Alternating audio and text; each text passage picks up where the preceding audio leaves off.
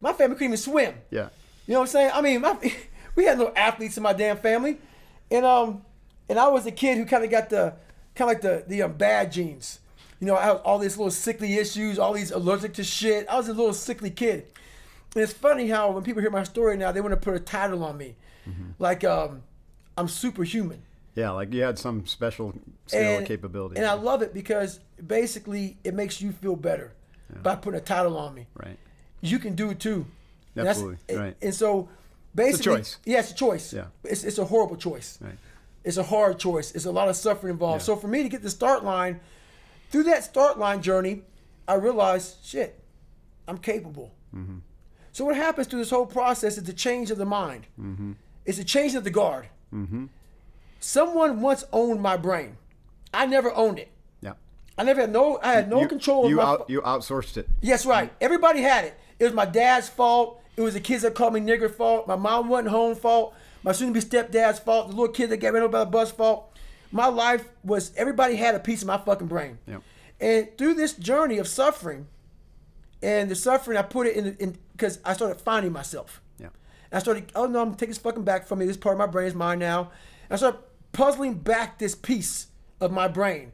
And through that, I grew confidence. So in this process, I went from David Goggins, I started forming a guy named Goggins. I had to really invent, I realized I had to reinvent a whole nother human being within myself, because who I am wasn't going to make it. This guy is not going to cut it. So I had to be a guy who can take any kind of pain, any kind of suffering, any kind of torture, mentally, physically, emotionally, spiritually.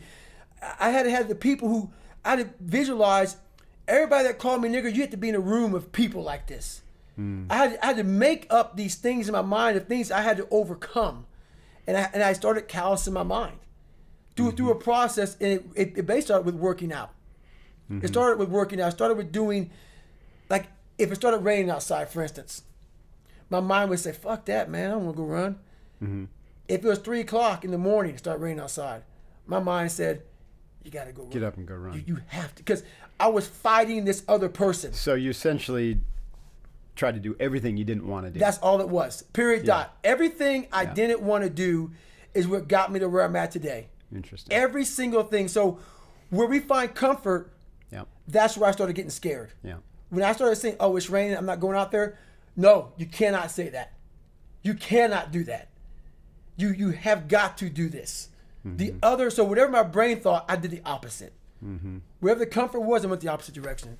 And over a period of time, boy, it calluses the shit out of your mind. You start to really develop a whole nother being.